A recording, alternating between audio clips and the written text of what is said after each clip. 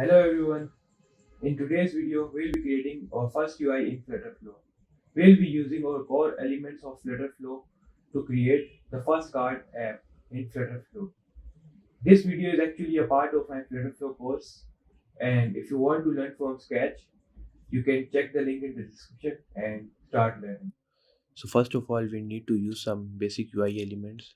The rows are basically used to align elements horizontally and the columns are used to align the elements vertically. So we'll be using a row first inside our app. Now we'll also use a column inside the row. Now what do we need to do? We need to align the column in the center of the row. So for that, we'll click the row and there are multiple properties for setting its element. Now we'll set the element to the center. So now as you can see that the column is aligned in the center of the row. There are multiple other properties like the end, space evenly, space around, and space between. Some of them are used with the multiple elements. As of now we have a single element and it's aligned in the center.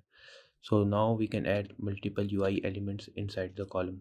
So first of all we'll be using a circle image over here and we'll set it inside the column. Now set the image type to asset and upload the image from the computer. So as now I've selected the image from the computer, it would show up over here. Okay, so as you can see that it shows the image that I have uploaded from the computer. Now I have to add some other elements in the column as well. So I'll be adding a text field.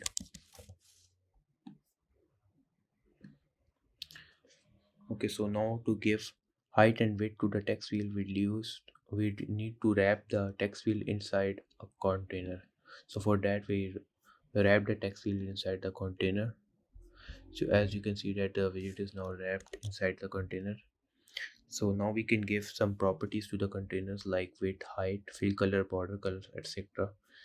So what we'll be doing is that we'll be setting the width of the container relatively, which means that the width of the widget will be according to the screen size. For that, if I give it 75%, it means that it would take 75% of the screen space. As you can see that the container width is actually around 75% of the screen. So now I can set multiple properties of the container. So to check those properties, first of all we'll give some background color to our scaffold so we can easily see the changes. So let's collect some color. Okay, so now we can give some properties to the container. We'd give a white color to the container over here. So let's select white. So as you can see that the container color is now white. We can also give some border radius to the container, and so for that I'll be using border radius of 10. As you can see that the borders are a little bit circular now. Now I need to add some text in the text field.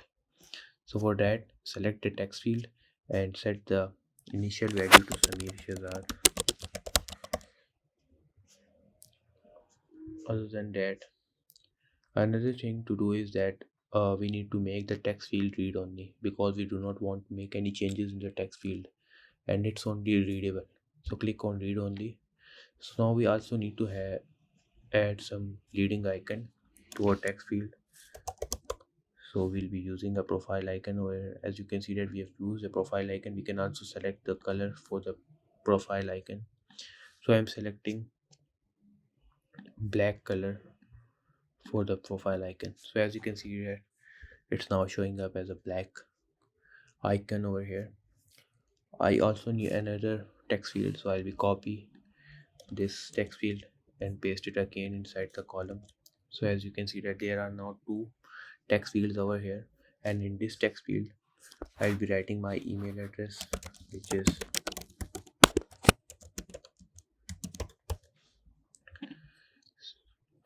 okay. So as you can see that I have made some changes and added some UI elements inside our card app.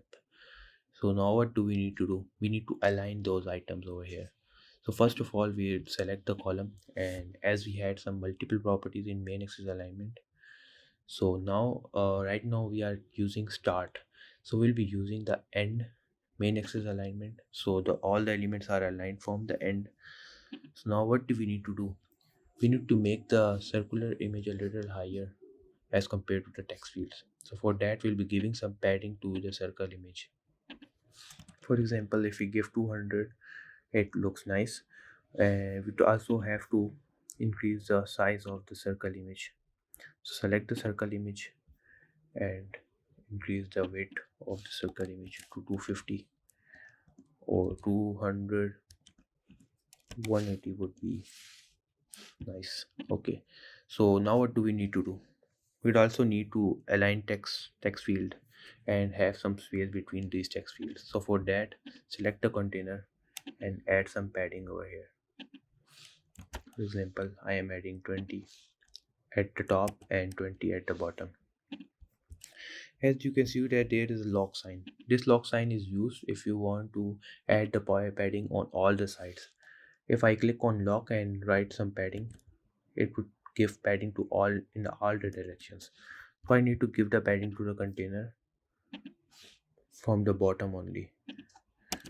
So as you can see that I added some padding to the bottom only. And also now what do we need to do?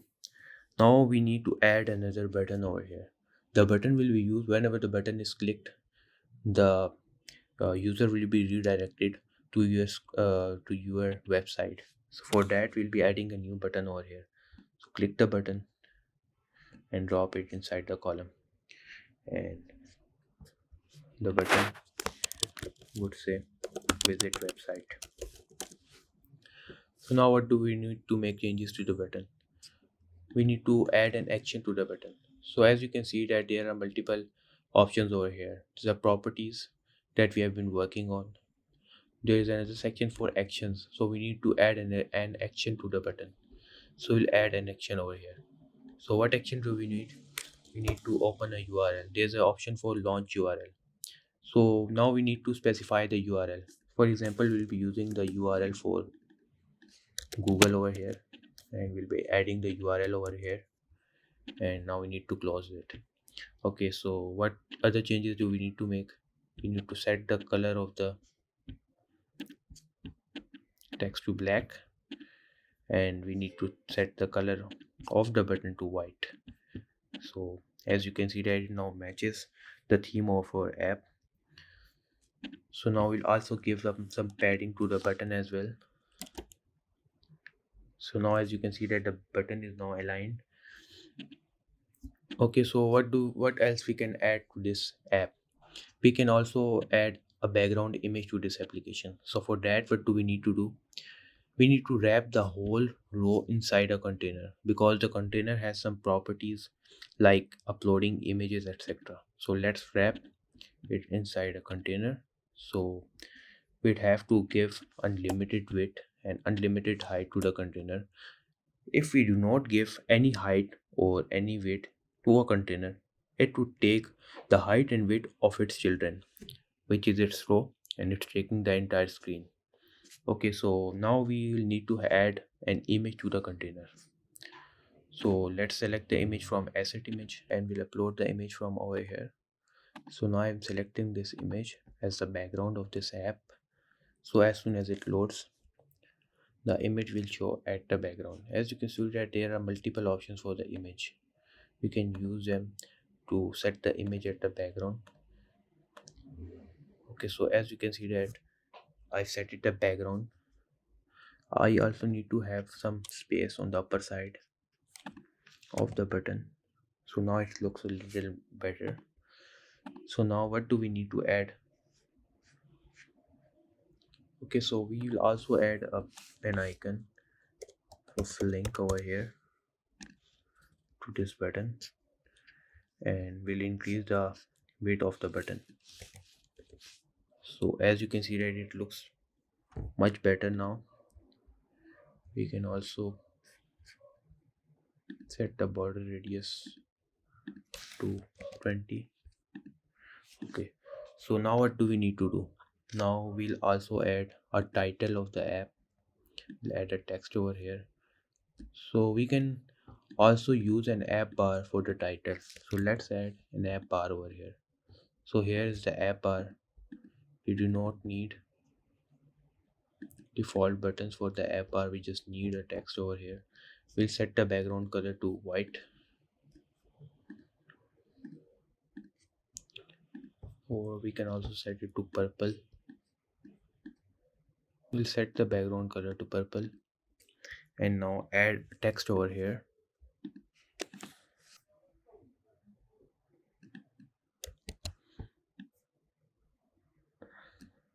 Okay, so now I've added the text in the app bar. I'll set the text color to white. Okay, so now I'll set the text to mm, card app. So as you can see that our card app is ready. Now I'll run the app and show you how it works. So now let's run the app.